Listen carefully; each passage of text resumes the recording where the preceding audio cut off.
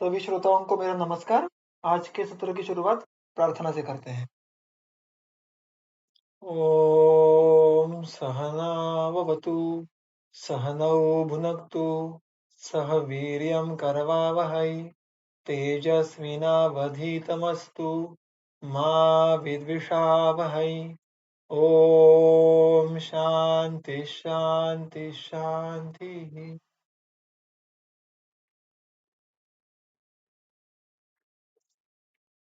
हमने अभी तक के हमारे इस संवाद सत्र में चरक संहिता में से जो सूत्र स्थान का स्वस्थ चतुष्क है उसमें से अध्याय क्रमांक 5 और 6 यानी मात्रा शीतीय और तस्याशीतीय इनका अध्ययन हमने पूर्ण किया है। और इसके पहले के सत्र में हमने इसी चतुष्क का 7वां अध्याय न वेगान धारणीय इसका वाचन आरंभ किया था। और ये बात देखी थी कि एक तो जो अध्याय का पहला सूत्र है उसके पहले चरण के अनुसार इस अध्याय का नामकरण हुआ है। और जो पहले सारे अधारणीय वेग है उनको हर एक वेग के पहले उसको एक निषेध न इस अव्यय से जोड़ा गया है।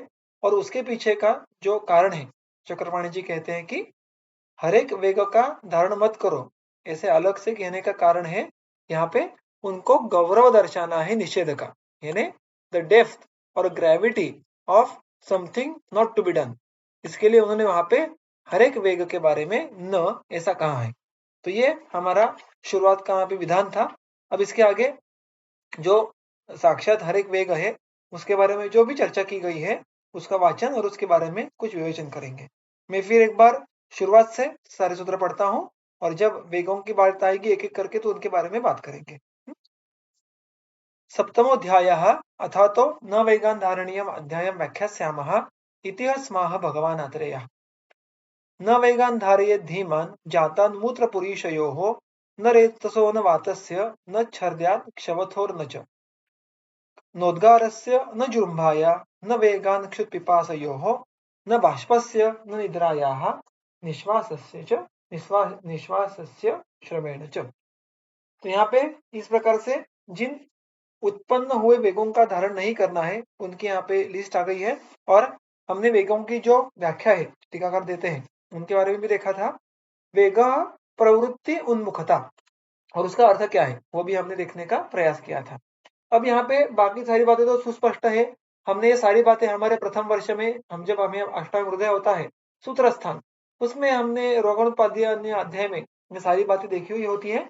अब हम वही बातें चरक के अनुसार देखने वाले हैं। वहां पर एक जो बाष्प जो उन्होंने कहा कि ना बाष्पस्य, तो उसका जो गंगाधर जी ने अर्थ किया है वो देख लेते हैं कि बाष्प बाष्प का जो हम अर्थ गृहित धरते हैं वो है अश्रु आंसू। गंगाधर जी यही बात कहते हैं ढंग से कहते हैं न बाष्पस्य इति बाष्पः हर्ष शोकोत्पन्न उष्मा सहित अश्रु। सो केवल अश्रु ऐसा अर्थ अपेक्षित नहीं है। तो यहाँ पे वो कहते हैं कि एक तो बाष्प उष्मा सहित अश्रु, अश्रु में स्वयं की और शरीर अंतर्गत जो भी उत्पन्न हुई उष्मा होती है उसका मिश्रण होता है।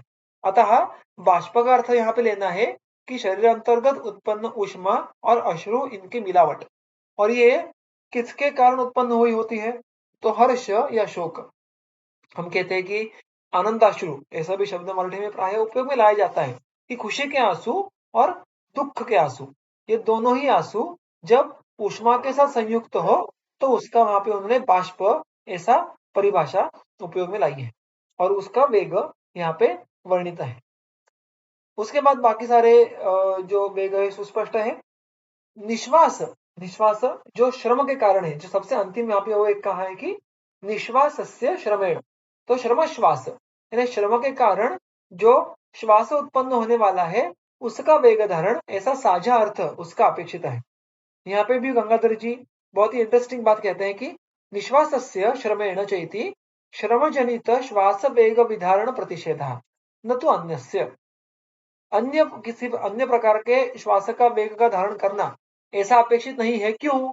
क्योंकि प्राणायामादिना ही योगे न आयु वर्धते, शास्त्रीय पद्धति से अगर प्राणायाम करे तो उससे उल्टी आयु वृद्धि होती है।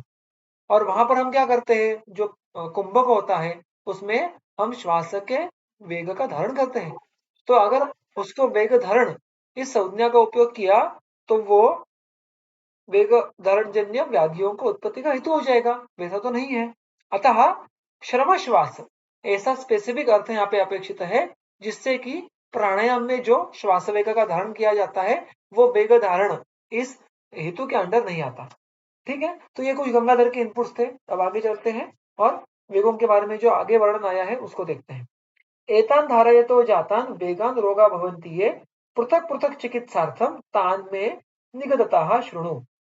एतान ये जो उत्पन्न हुए वेग होते हैं, एतान जातान वेगान, उससे क्या होता है, धारयतः उत्पन्न हुए वेगों का जो धारण करेगा या धारण किया जाने के बाद ये रोगाः भवन्ति, जो रोग उत्पन्न होने वाले हैं, तान उन रोगों के पृथक पृथक चिकित्सार्थम भिन्न भिन्न यानी हर एक वेग धारण के कारण जो अलग अलग व्याधि उत्पन्न होंगे उनकी चिकित्सा कहने के लिए मैं निगततः शृणु, जो अभी वर्णन करने वाले हैं उसको वत्स आप सुनिएगा।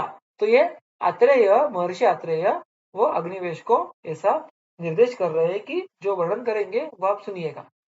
अब उसके आगे देखिए, बस्ती मेहनयो शूलम मूत्र कृच्छ्रम शिरोरुजा विना मो वंक्षणा नाहा स्यालिंगम मूत्र निग्रहे। सबसे पहला वेग जो आया है वो मूत्र वेग आया है। अब हमारे ग्रंथों में जो प्रायः सर्व स्थान पे क्रम के पीछे कोई सोच होती है, कोई भी रचना ये रैंडम नहीं है, उसके पीछे कोई ठोस सोच है। और अनेक जगहों पे ग्रंथकार टीकाकार हमें उसके पीछे की सोच दर्शाने का वो प्रयास करते हैं। यहाँ पर भी कहते हैं कि देखिए, सबसे पहले यहाँ पे मूत्र का उल्लेख आया है, फिर पुरुष का आया है। प्रायः हम मलमूत्र या पुरुष मूत्र ऐसा क्रम ये देखते हैं। तो यहाँ पे मूत्र वेग ये सबसे पहले क्यों आया? तो गंगाधर जी कहते हैं कि मूत्र वेगों की संख्या पुरुष वेगों के संख्या से अधिक होने के कारण उसके वेग धारण की संभावना अधिक होती है, अतः उसमें महत्व रखने के कारण उसका उल्लेख सबसे पहले आया है। अब देखिए, उसके धारण के कारण कौन कौन से लक्षण उत्पन्न हो सकते हैं। बस्ती मेहनयो शूलम, बस्ती और मेहन, यहाँ पे शूल, मेहन यानी शिश्न और बस्ती हम सबको ज्ञात है, इन जगहों पे शूल उत्पन्न होना। मूत्र कृच्छ्रम, मूत्र प्रवर्तन बड़ी कष्टता पूर्वक होना, इस कष्टता में जो एक प्रायिक लक्षण होता है वो शूल होता है।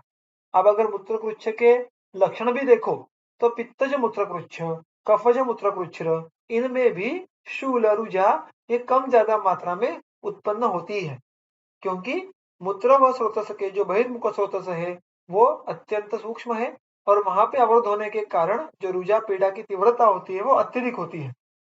तो कृच्छ्रत्व जब देखते हैं मूत्र में तो वहां पे प्रायः शूल की उपस्थिति होना ये अनिवार्य सा हो जाता है। शिरोरुजा, अब देखिए, हम पढ़ रहे हैं मूत्र वेग धारण। अब हमारी जो एक प्रायः बहुत सालों से महीनों से जो एक हम पे संस्कार होते रहता है बायोलॉजी का, उसके अकॉर्डिंगली जो एनाटॉमी है उसका, उसके आधार पर या फिजियोलॉजी का, उसके आधार पर बहुत सी बातें जो हमारे ग्रंथ में आई है हम समझ नहीं पाते, उनके एक दूसरे के कोरिलेशन हम एटलीस्ट फॉर टाइम बीइंग समझ नहीं पाते। और जब इस तरीके से हम अध्ययन का वर्णन जो पढ़ते हैं तो उनमें ऐसे कनेक्शन एस्टेब्लिश होने में हमारी मदद होती है कि कौन से दूरस्थ प्रदेश में कोई एक विशिष्ट वात का प्रकार होगा, कोई दोष विशेष होगा, कोई धातु विशेष होगा, उसका प्रभाव कैसे शरीर के ही कोई दूर वाले अलग हिस्से पे हो सकता है। और ऐसे बहुत अच्छे अच्छे कोरिलेशन हमें इस अध्याय में एस्टेब्लिश होते हुए देखने के लिए मिलते हैं। जैसे कि देखिए, यहाँ पे मूत्र के बारे में वर्णन चल रहा है तो बस्ती शिश्न यहाँ तक तो ठीक है। जो आगे लक्षण आता है वो है शिरोरुजा। अब रुजा उत्पन्न होनी है, केवल वात प्रकोप इतना ही देखे तो शरीर में कहां पर भी वो वात प्रकोप होकर रुजा उत्पन्न हो सकती थी, किंतु यहाँ पे किसी अन्य स्थान पे उसका उल्लेख ना होते हुए स्पेसिफिकली शिरो ऊर्जा ऐसा उल्लेख आया है। अतः शिर और मूत्र वह स्रोतस, इनका जो यहाँ पे एक कोरिलेशन एस्टेब्लिश होता है। देखिए, कोरिलेशन यानी वहां पे मूत्र जाकर शिर प्रदेश में कुछ करेगा ऐसा बिल्कुल अपेक्षित नहीं है। ये प्रायः वात की विशिष्ट गतियां, दोषों के वहनों की गतियां, इन पे कनेक्शन निर्भर करता है। एक बहुत ही प्रसिद्ध बात जो हमने मात्रा शिति अध्याय में भी देखी थी कि किस प्रकार से पादाभ्यंग करने के कारण हमें नेत्रों का बलवर्धन करने की क्षमता प्राप्त होती है। और वहां पे ऐसा हमें वर्णन टीका में देखने के लिए मिलता है कि पाद प्रदेश से जो भी सिराएं निकलती है वो साक्षात नेत्र तक पहुंचती है। अगर आप कल जाके किसी कैडेवर पे डिसेक्शन करो तो आपको शायद एक ऐसी कोई वेन या आर्टरी या ऐसा कोई ल्यूमेन मिले भी ना, क्योंकि वो मिलना ये शायद अपेक्षित भी ना हो। जो दोषों के वहन का मार्ग होगा वो एक ही एनाटॉमिकल स्ट्रक्चर होना चाहिए एट अ स्टेज, ऐसा अपेक्षित हो भी ना। अतः ऐसा अगर कंपेरिजन करने के लिए जाए तो हमें बहुत सारी बातें प्रत्यक्ष देखने के लिए नहीं मिलती, किंतु जब हम शरीर को आयुर्वेदीय शारीर के हिसाब से देखते हैं तो दोष धातु मूलों की गतियां, इसके आधार पर हमें सारी बातें समझ के लेना आवश्यक होता है। और उनको समझ के लेने के लिए यहाँ पे ऐसे कोरिलेशन बहुत काम मदद करने वाले सिद्ध होते हैं। यहाँ पर कल जाके किसी व्यक्ति में बारंबार मूत्र वेग धारण का इतिहास होता होगा। बहुत सारे आज ये देखिए, हमारे केस टेकिंग में वेग विधारण ये एक मुद्दा होना चाहिए। पहले पहले ये मुद्दा बहुत बार छूट जाता था, फिर आगे चलकर हमने केस पेपर पे इसके लिए अलग कॉलम बनाया, क्योंकि ये जब तक आप रुग्णों को पूछेंगे नहीं तब तक उसको इसकी भनक भी नहीं होगी कि ये स्वास्थ्य पे कोई प्रभाव डालता है क्या, ये इसको हेतुत्व होता है क्या। और प्राय अनेक विध कारणों के पार्श्वभूमि से लज्जा, समय का ना होना या कहीं बाहर होना, इस कारण मुख्यत्वे पुरुष, अधोवात, मूत्र, क्षुधा, तृष्णा, इन वेगों का धारण बहुत कॉमन देखने के लिए मिलता है। और अगर ऐसा होता हो और तज्जन्य कोई विशेष विकृति हो या विशेष विकृति का होना या ना होना अलग बात है, तज्जन्य वात प्रकोप, वात का प्रतिलोमत्व हो, तो हमें वहां पे चिकित्सा में बदलाव लाने पड़ते हैं। और इसलिए ये मुद्दे व्यवहार में अत्यंत महत्वपूर्ण है। और स्पेसिफिकली देखिए कि मूत्र वेग निग्रह के कारण शिरोरुजा, अगर ऐसी बात हो तो कल जाके समझो आपको हाइपोथेटिकली ऐसा रुग्ण देखने के लिए मिला कि उसमें ऐसा बलवान हेतु है, तज्जन्य वात प्रकोप के कारण शिरस्थ शूल उत्पन्न हुआ है, तो उसके चिकित्सा का मूल ये मूत्रवह स्रोतस्थ की चिकित्सा में होने वाला है, ना कि शिरस्थ चिकित्सा में। वहां पे आप लक्षण के उपशय के लिए शायद स्थानिक शिरोलेप करना, धारा करना और अधिकरण की कोई दवाई देना, ये कर भी लोगे, उससे कुछ हद तक उसको शूलोपशम होगा भी। किंतु अगर संप्राप्ति को भंग करना है तो उसके लिए रोग के मूल तक पहुंचना आवश्यक होता है। और ऐसे जो कुछ ये ऑड कोरिलेशन होते हैं, ऑड यानी हमारे आपके बुद्धि को इजीली ना समझ में आने वाले, ना ध्यान में रहने वाले, उनको बार बार पढ़ना, याद रखना पड़ता है। Because these things may not occur commonly, but whenever there is a block in your patients, फिर ऐसे कोई कोरिलेशन हमें वहां पे सॉल्यूशन लाने में मदद करते हैं। तो शायद ऐसे कोई व्यक्ति का जो शिरोशूल है वो चंद्रग्रहवटी जैसे दवाई से कम हो सकता है, किंतु उसके लिए आपको हेतु जानना, फिर संप्राप्ति जानना और फिर उस पर चिकित्सा देना, ये क्रम फॉलो करना आवश्यक हो जाता है। तो ये सारा विवरण करने की वजह यहाँ पे मूत्र जो स्रोतजन्य मूत्र निग्रह है और उससे उत्पन्न शिरोरुजा है, ये कोरिलेशन वैशिष्ट्यपूर्ण होना, ये या सब वर्णन के पीछे का कारण है। उसके आगे देखिएगा, विनामः वंक्षणानाः, ये दो और लक्षण आगे के चरण में आते हैं। विनाम, विनाम का अर्थ है झुकना, झुकाव। तो शरीर में झुकाव उत्पन्न होता है या उसमें विनमन यानी उसका जो एक पोस्चर है वो बेंड हो जाता है, ऐसा अर्थ यहाँ पे गंगाधर जी ने लिया है। और वंक्षण आना, देखिए स्पेसिफिकली अगर आपको मूत्रभव स्रोतस के मूल स्थान ज्ञात हो तो वहां पे बस्ती और वंक्षण इसका उल्लेख आया है।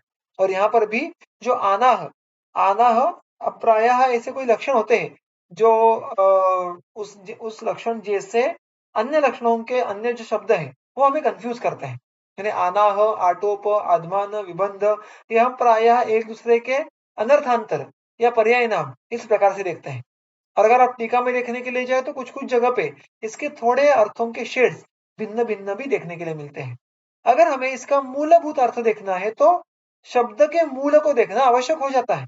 यानी आनाह, इस शब्द में उपसर्ग जो आ है उसको निकाल दिया तो जो मूल धातु रह जाता है वो है णः। णः इस मूल धातु का अर्थ है बंधन, बांध के रखने के लिए, क्रिया को दर्शाने के लिए इस धातु का उपयोग किया जाता है। और इसलिए उपनाह स्वेद, उपनाह जो शरीर के समीप जिसको बांधा जाता है, वहां पर भी नाह ऐसा रूप है, यहाँ पर भी आनाह ऐसा रूप है। सो मानो उदर के अंदर किसी ने बहुत ही अच्छे से टाइटली बांध के रखा है, ऐसी संवेदना का उत्पन्न होना, ऐसा हम उसको आनाह ऐसा कह सकते हैं। तो वो मुख्यत्वे यहाँ पर उदरस्थ लक्षण ना होते हुए मूत्र व स्रोतस का मूल स्थान वंक्षण वहां पे उत्पन्न होने वाला है, और इसलिए गंगाधर जी भी इसकी टीका क्या करते हैं, वंक्षणस्य बंधा, वंक्षण के स्थान पे बंध की संवेदना होना। तो ये सारे लक्षण किसके हैं, मूत्र वेग धारण के। अब इसकी चिकित्सा क्या दी है, स्वेदावगाहन अभ्यंगान सर्पिशः च अवपीडकम मूत्रे प्रतिहते कुर्यात् त्रिविधम बस्तिकर्म च। यहाँ पर स्वेद, अवगाह, अभ्यंग। अब देखिए अवगाहन, ये वैसे देखने के लिए जाए तो द्रव स्वेद का ही एक उपप्रकार है, तो स्वेद कहने के बाद फिर एक बार अवगाहन कहने की आवश्यकता क्या थी। तो ऐसे जब विवरण आते हैं तो वहां पर उसको कोई विशेष महत्व होता है चिकित्सार्थ, यानी बाकी स्वेद प्रकारों से अधिक महत्वपूर्ण अवगाह स्वेद होना है। इसलिए अगर आप अष्टांग हृदय का स्वेदाध्याय भी देखो तो उसमें अवगाह का वर्णन करते हुए वो अंत में कहते हैं मूत्र कृच्छ्रादि रुक्षुच। अवगाह का विशेष उपयोग कहाँ पे होता है, मूत्र कृच्छ्रादि, मूत्र कृच्छ इत्यादि शूल अवस्थाओं में शूल उत्पन्न होने के समय शूलोपशमन के लिए अवगाह का उपयोग कीजिएगा। और व्यवहार में भी बहुत बार अगर आपने अस्पताल में काम किया है, तो जब मूत्र संघ होता है, मूत्र प्रवृत्ति बहुत देर तक हुई नहीं होती है, तो वहां पर हमें वार्म वाटर में, जिसको सीड्स बाथ कहते हैं, ऐसा टब बाथ लेने की सलाह दी जाती है। और उसके साथ साथ द्रव स्वेद का जो अन्य प्रकार है परिषेक, उसका भी उपयोग किया जाता है। तो द्रव स्वेद और उसमें से भी अवगाहन, ये अन्य स्वेदों से अधिक कारीगर हमें मूत्र वेग निग्रहण जन्य विकारों में सिद्ध होता है। अभ्यंग, अभ्यंग का भी यहाँ पे रोल है। देखो अभ्यंग और स्वेदन ये वात के अनुलोमन के लिए अत्यंत महत्व के उपक्रम है, और प्रायः हम देखने वाले कि हर एक वेग धारण जन्य विकृतियां हैं, उसके पीछे वात का होना यह आवश्यक ही है, और अतः वात के विपरीत उपक्रमों की ही यहाँ पे बहुत मेजॉरिटी देखने के लिए मिलती है, क्योंकि वेगोदीर्ण धारण से वात प्रकोप का होना ये मानो समवायी उनका संबंध है। अतः अभ्यंग, स्वेदन और विशेषतः अवगाहन स्वेद, ये इसकी चिकित्सा के शुरुआत के मुद्दे हुए। और उसके बाद फिर सर्पिशश्च अवपीडकम, अवपीडक पद्धति से सर्पी का पान करना। अब यहाँ पे अवपीडक का जो एक बहुत ही संक्षेप में लेकिन सटीक वर्णन अष्टांग हृदय का इसी अध्याय में यानी रोगोत्पादन में करते हैं। वो क्या कहते हैं, प्राग्भक्तम शस्यते घृतम जीर्णांतिकम च उत्तमया मात्रया योजनाद्वयम अवपीडकमेतच्च संज्ञितम। ऐसा करके वो हमें अवपीडक घृत का सेवन विधि दर्शाते हैं। किस प्रकार, देखो वो कहते हैं कि हमें रुग्ण को 2 बार घृत सेवन करने का निर्देश करना है। कैसे, एक तो प्राग भक्तम शस्यते घृतम, भक्त यानी भोजन, भोजन के पहले जिसको हम व्यवहार में अपान काल कहते हैं, उस काल में वहां पे ये घृत का सेवन करना अपेक्षित है। अब अगर आप स्नेहाध्याय पढ़ो तो आहार के साथ यानी आहार के पहले है या आहार के बीच में या आहार के बाद जब भी स्नेह की योजना करनी हो तो उसकी मात्रा ये अल्प या ह्रस्व मात्रा होना अपेक्षित है। अतः यहाँ पे मात्रा का विधान ना होने पर भी जो पहला डोज लेना है वो प्राग भक्तम खाने के पहले, ये फर्स्ट डोज होने के बाद जो ह्रस्व मात्रा में होगा, उसके बाद जीर्णांतिकम च उत्तमया मात्रया, जब वो पहले वाला खाना पूरी पद्धति से पच जाए और उसके बाद आहार जीर्ण होने के लक्षण उत्पन्न हो तो उत्तम मात्रा में घृत का सेवन करना है। तो पहला क्या था, खाने से पहले ह्रस्व मात्रा में घृत का सेवन, और दूसरा जब ये खाना पच जाए तो उत्तम मात्रा में घृत का सेवन। अब उत्तम मात्रा ये 24 घंटे में स्नेह जो मात्रा 24 घंटे में पचेगी उस मात्रा को उत्तम मात्रा कहेंगे। अब प्रायः व्यवहार में शाम में खाना खाने से पहले इस प्रकार ये ह्रस्व मात्रा दी जाती है, और वो रात भर में जो सुबह उठने तक अवकाश होता है उसमें मात्रा पच जाती है। और फिर सुबह उठने के बाद जब सुप्रजीर्ण रुग्ण होता है, उसको जो जीर्णांग के लक्षण उत्पन्न हुए होते हैं, तब आहार के बजाय वहां पे उत्तम मात्रा में स्नेह लेना अपेक्षित है। इस योजना को अवपीड़क ऐसा क्यों कहते हैं? तो देखो, चक्रपाणी जी कहते हैं, अवपीड़काः बहुमात्र प्रयोगः मात्राधिकत्वेन हि भेषजम दोषान् पीडयति इति कृत्वा। यानी यहाँ पर अत्यधिक मात्रा में हम स्नेह यानी सर्पी का उपयोग कर रहे हैं। उससे क्या होता है? उससे वो सर्पी और वो जिन भी द्रव्य सिद्ध होगा, वो दोषों का अवपीड़न करते हैं। अवपीड़न करना यानी आप समझो आपके पास कोई गुब्बारा है, कोई बलून है और उसमें से आपको पानी बाहर निकालना है। तो आप जिस प्रकार से बलून को निचोड़ोगे, उसको हम कहेंगे अवपीड़न करना। तो उसके लिए आपको प्रेशर देना पड़ता है, तो पानी जल्दी-जल्दी बाहर निकलेगा। वैसे ही जो यहाँ पर मूत्रव स्रोतस्य के आसमंत में वात की संचिति हुई है, उसको बलपूर्वक बाहर निकालने के लिए हमें इस उपक्रम की सहायता लेना आवश्यक हो जाता है। जिससे मूत्राश्रित जो दोष है, वात प्रधान दोष है, उनका अवपीड़क होके मानो देखो कि वो मूत्र व स्रोतस में आश्रित है और आपने उन पे मुख के द्वारा बड़े पैमाने पे स्नेह ये डाल दिया। तो स्नेह क्या करेगा? उत्तम मात्रा के स्नेह का जो कार्य है, चरक संहिता में बहुत सुंदर एक शब्द आया है, दोषानुकर्षणी मात्रा। अनुकर्षण इसका शब्दशः अर्थ है खींच के ले जाना, तो ड्रैग या बाहर निकाल देना, धकेल देना, उसको निकाल देना। ये सारे जो शेड्स है वो अनुकर्षण इस शब्द से है। तो दोषों का अनुकर्षण करने वाली मात्रा ये उत्तम होती है। जो यहाँ पर जो हमने इसके पहले अपान काल में ह्रस्व मात्रा दी थी, उस कारण आगे के उत्तम मात्रा का कार्य मुख्यत्वे अपान क्षेत्र पे होता है, जहाँ पे मूत्राशय, वहां पे वायवाशय, गर्भाशय ये उपस्थित हुए होते हैं। और इसलिए चरक संहिता चिकित्सा स्थान अध्याय क्रमांक 28 जहाँ पे अधोनाभिगत वात की चिकित्सा वर्णित है, वहां पर भी अवपीड़क स्नेह का उल्लेख आता है। यानी अधोनाभि ये स्थान अपान वायु का है और वहां पर अगर वात प्रधान दोषों का बलवान संग रहा तो उनको धोके निकालने के लिए, उनको बाहर ढकेल देने के लिए इस प्रकार के अवपीड़क स्नेह का उपयोग कर सकते हैं और इसलिए उसका नाम भी अवपीड़क, पीड़ा करने वाला, दोषों को बलपूर्वक बाहर ढकेल देने वाला ऐसा कहा गया है। और यहाँ पर बहुत सारे वैद्य जब मूत्राशमरी, इसके अगर पीछे का हेतु अगर मूत्रवेग धारण हो या वैसे भी अगर मूत्रा व स्रोत समय अश्मर की उपस्थिति देखने के लिए मिले, तो इस प्रकार की योजना यथा रुग्ण बल, यथा काल, यथा अग्नि वैद्य करते हैं। अर्थात 24 घंटे में पचने वाली मात्रा सेवन करना, यह आजकल आपको हमें भी असात्म्यवशात उनको हम और हमारे बल अग्नि के कारण उसको नहीं ले पाते, किंतु नियरेस्ट पॉसिबल मात्रा जितने रुग्ण ले पाए अगर उसको दे तो बिना कोई विशेष ऊर्जा या रक्तस्राव के भी जो अश्मरी होते हैं या जो कृच्छ्रत्व होता है वो बड़ी सुखपूर्वक बाहर निकलता है, ये अनुभूत है। क्योंकि ये स्नेह ये वात के विपरीत तो कार्य करता ही है, किंतु उसके साथ साथ पक्वाशय को विलोड़ित करता है, स्निग्ध करता है, जिससे मानो जब हम स्लाइड खेला करते थे बचपन में, तो उसपे एक बार ऊपर बैठ गए तो नीचे हम ऑटोमेटिकली आ जाया करते थे।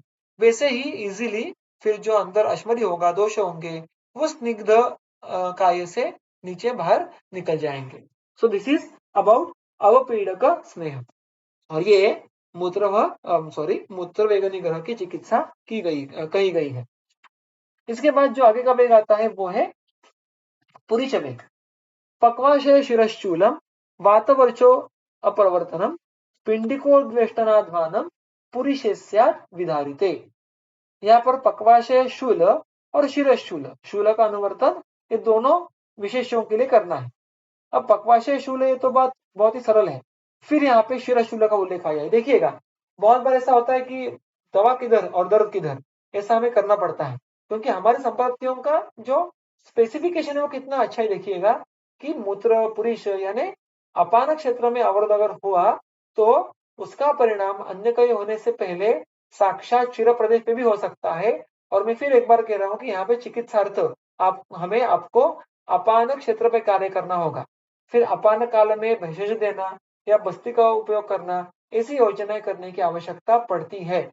अब अगर देखो सुश्रुताचार्य में जो वेगों का वर्णन है, वहां पे वो कहते हैं कि जो सारे कुल मिलाकर त्रयोदश यानी 13 वेग है, हर एक वेग धारण के कारण स्वतंत्र उदावर्तों की उत्पत्ति हो सकती है। यानी सुश्रुत में जो उदावर्त के भेद है, वो पुरुष वेग धारण जन्य उदावर्त, मूत्र वेग धारण जन्य उदावर्त, ऐसे हर एक अलग अलग उदावर्तों का वर्णन वहां पे हमें देखने के लिए मिलता है। और यह बात सुस्पष्ट है कि यहाँ पर वात का प्राबल्य अत्यधिक होगा। अब चरक संहिता में इतना एलाबोरेट वर्णन नहीं मिलता है। टीकाकार भी इसके बारे में चर्चा करते हैं कि जो सर्व बलवान और प्रमुख ऐसे वेग है, उनके बारे में उन्होंने वहां पे जो उदावर्त में उनका हेतुत्व ये कहा है। बाकी वेग ये वेग धारण के कारण उतना बलवान वात प्रकोप नहीं होगा, वो प्रायः अपान क्षेत्र में भी नहीं होते, अतः उनका उल्लेख उदावर्त के हेतु में नहीं किया गया है। और देखिए मजे की बात, उदावर्त का वर्णन चरक संहिता चिकित्सा स्थान अध्याय क्रमांक 26 जो त्रिवर्णीय चिकित्सा है, और उसमें सबसे पहले व्याधि कौन सा है, तो उदावर्त।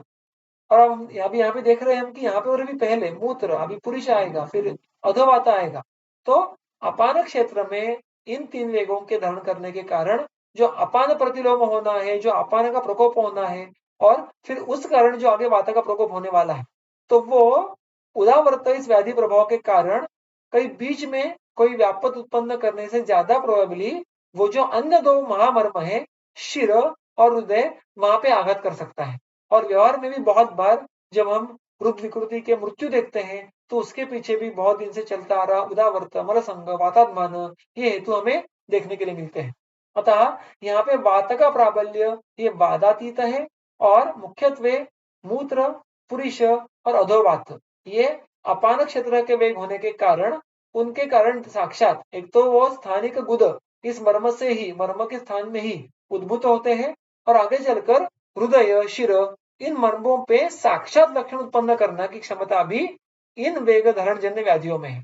अतः इनका फिर एक बार कोरिलेशन समझ के रखना। और इसीलिए पुरुष वेग धारण में पक्वाशय शूल और शिरशूल ये 2 लक्षण आए हैं।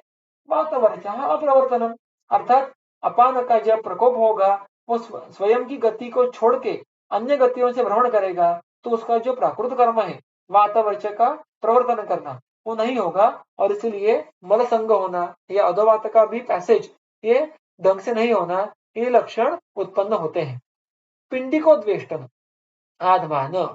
अब आध्मान धमा यानी फूंक मार के फुगाना, उस जैसे पेट की अवस्था होना, उसको हम आध्मान कहेंगे। और उसके पहले जो आया है पिंडिकोद्वेष्टन, देखिएगा पूरे पैर में कहीं अन्य नहीं, साक्षात पिंडिका का उल्लेख किया है लक्षण स्वरूप।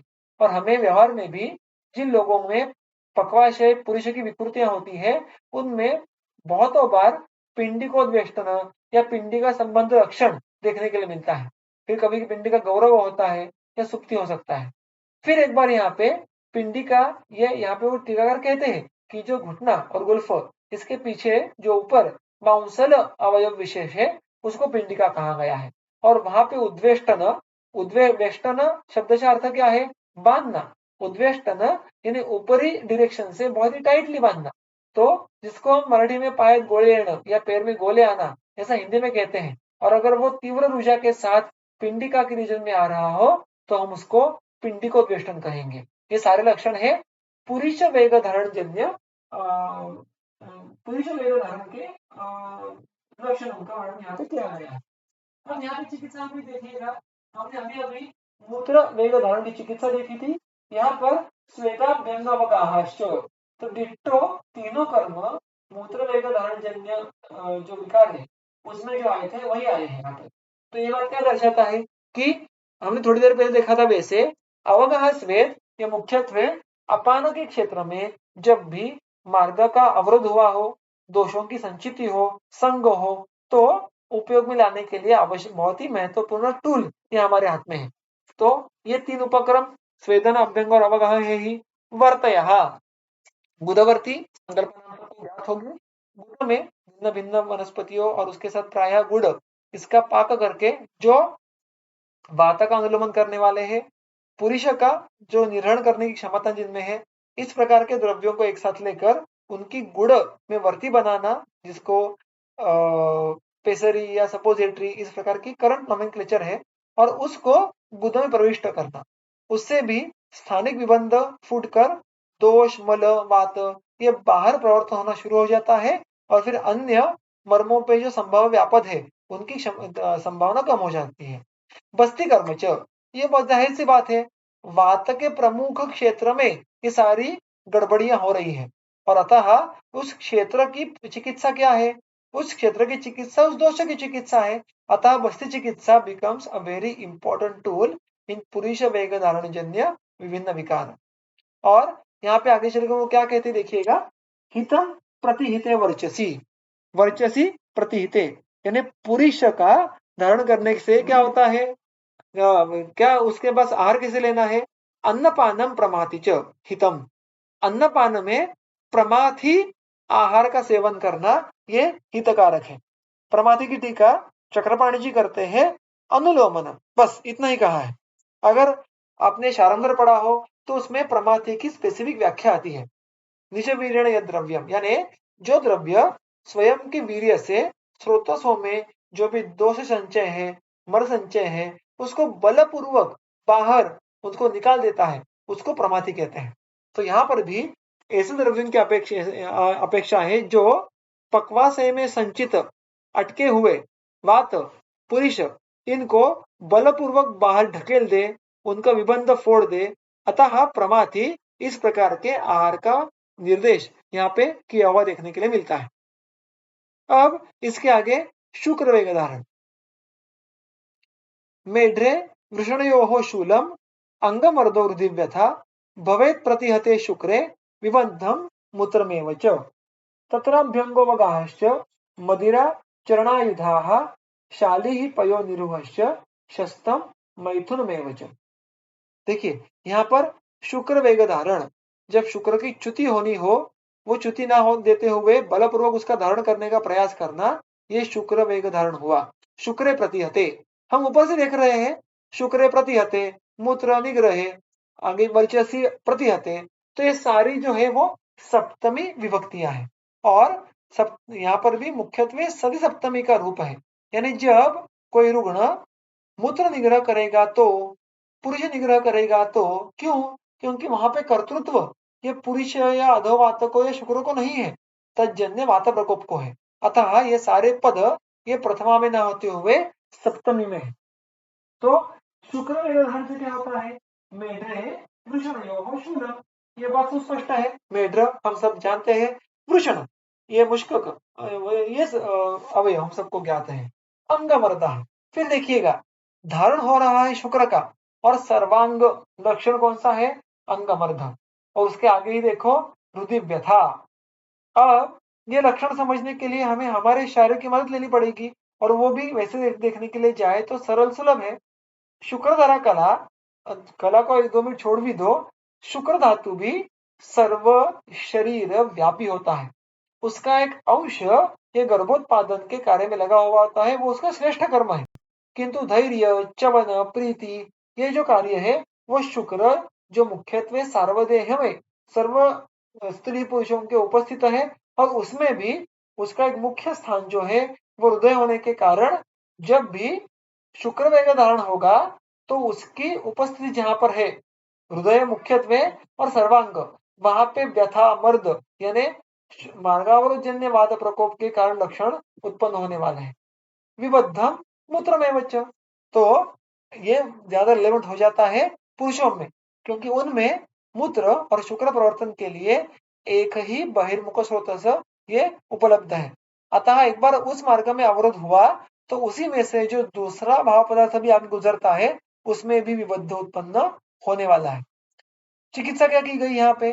तत्र अभ्यंग, देखिए तीसरी बार अभ्यंग आ रहा है 3 वेगों में, तो अभ्यंग का महत्व कितना अधिक है।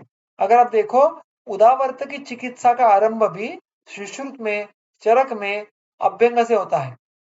तम तैल शीत ज्वर नाशनार्थम, तैल जो ये है शीत ज्वर में अगुरवादी, जो प्रायः सारे वनस्पति उष्णत्व उत्पन्न करने वाले हैं उनको यथा उपलब्ध लेकर तैल सिद्ध करना है, और उससे उदावर्त के रुग्णों को सर्वप्रथम सर्वांग अभ्यंग करना है। हमें बहुत बार ऐसा लगता है कि विकृति कहाँ पे है, पक्वाशय में इसका उद्भव है ना, तो सार्वजनिक कार्य क्यों करने हैं? क्योंकि देखिए, वात का प्रकोप इतना बलवान होता है कि हमारे पास जितने जितने साधन है उनका युक्तिपूर्वक उपयोग करना अनिवार्य हो जाता है। और इसीलिए यहाँ पर उन्होंने इस प्रकार की जो निर्देश किया है। आगे चलकर अभ्यंग का ये सर्वदेह उपक्रम के बाद फिर अवगाह आ गया। देखिए, 3 वेगों में तीसरी बात, विच अंडरलाइंस देयर एफिशिएंसी इन मुख्यत्वे पक्वाशयाश्रित व्याधि, अभ्यंग और अवगाह ये दोनों ही नाभि के अधो जब भी संग उत्पन्न हो, संचिति हो वात प्रधान, तब उपयोग में आएंगे। ऐसा तर्क लगाना बहुत ही आसान है। मदिरा, मदिरा का अर्थ है सुरामंड।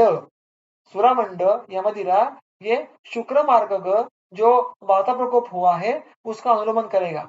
वैसे देखने के लिए जाए तो मध्य कल्पना मूलतः सूक्ष्म है और उसमें भी मदिरा यानी सुरा का ऊपरी हिस्सा ये अति सूक्ष्म होने वाला है।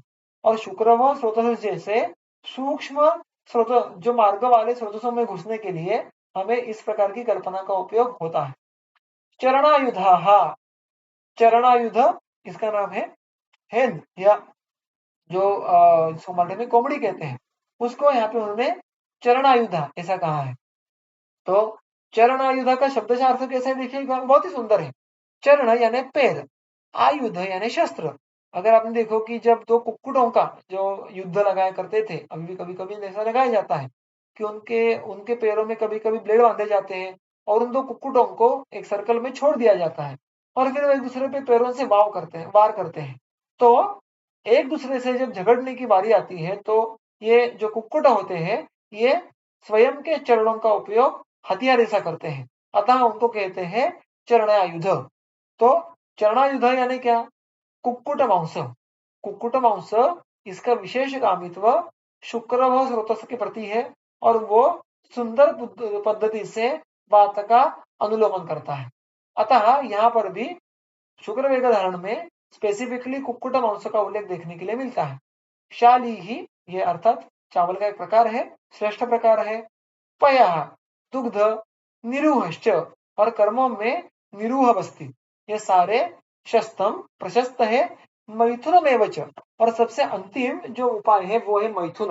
अब देखिए, हमारे मन में हमेशा ऐसा होता है कि कोई भी उपक्रम, ऐसे कोई विशिष्ट उपक्रम होते हैं कि उनको हमेशा ये रुग्णों को नहीं करने के लिए कहना है। अब यहाँ पे मैथुन अर्थात उसके पीछे कारण भी होते हैं कि शुक्र ये बहुत ही महत्वपूर्ण धातु होने के कारण प्रायः उसका क्षय ये हमें ना होने देना होता है। किंतु यहाँ पर शुक्र वेग धारण के कारण संचित शुक्र, उस संचित शुक्र है जो अभी कुछ काम का नहीं है, वो वहां पे मल स्वरूप हुआ है और उसके वहां पे संचित होने के कारण जो मार्गावरोध है बातों का, तो उसके कारण होने वाला लक्षण, इन सारी संप्राप्ति को भंग करने के लिए व्यवहार के उपयोग कैसे होगा, तो व्यवहार के समय जब फिर एक बार शुक्र का उदरण होना है तो उस मार्ग में संचित शुक्र ये आगे निकल जाएगा, मार्ग खुल जाएगा और फिर वात का भी अनुलोमन हो जाएगा। अतः इस स्पेसिफिक अवस्था में मैथुन ये चिकित्सा का एक भाग इस प्रकार से आता है।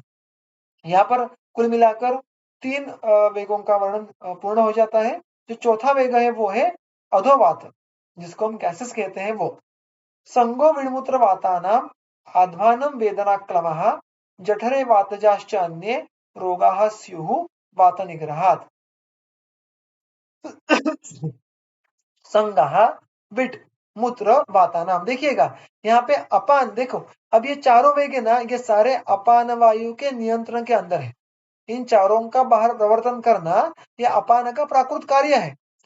किंतु अपान का ये एक सारा जो अपान का एरिया है उसमें मूत्राशय आता है, गर्भाशय आता है, आंत्र आते हैं।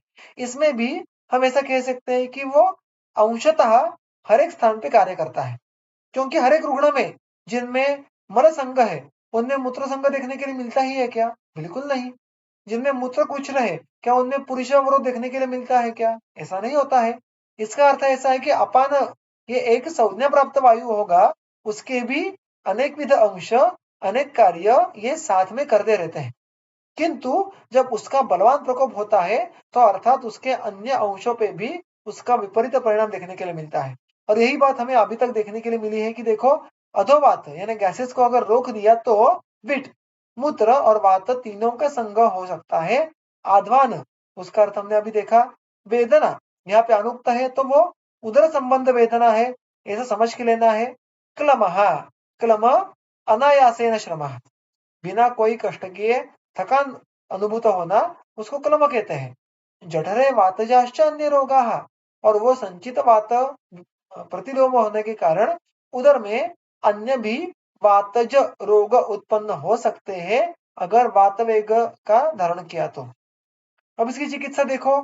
फिर एक बार स्नेह स्वेद विधि तत्र, स्नेहन करना, स्वेदन करना, वर्तयः, जो हमने पुरुष वेग धारण में देखा था, अधोवात का अनुलोमन होने का मार्ग भी पुरुष का होने के कारण ये दोनों चिकित्सा वहां पे उपयोग में ला सकते हैं। बुधवर्ती भोजनानि च पानानि वस्त्रैश्चैव शस्त्रम वातानुलोमनम, जो आहार है, जो पान जो जो पान है और जो बस्ती का उपयोग करना पड़ेगा, उनमें एक ही सूत्र आवश्यक जो है वो सारे आहार उपचार पान ये वातानुलोमन कर्म करने वाले द्रव्यों के ही होने चाहिए।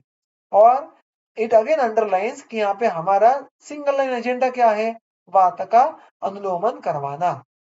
इस प्रकार यहाँ पे इस अध्याय के अपान क्षेत्र के जो 4 वेग है उसका बारे में जो वर्णन है वो संपूर्ण हो जाता है। इसके आगे जो है वो छर्दी निग्रह जो रोग है उनका वर्णन है, किंतु इसका सूत्र और उसके पीछे का कुछ विवरण ये कुछ काल बिल्कुल कंज्यूम करेगा। तो अतः मैं यहाँ पे मेरा आज का सत्र ये समाप्त कर रहा हूँ। इस सत्र के बारे में या इसके पहले भी कोई भी किसी को कोई प्रश्न हो तो आप अभी पूछ सकते हैं, अन्यथा यहाँ पे सत्र हम बंद करेंगे। किसी को कोई प्रश्न हो तो कृपया पूछ लीजिएगा।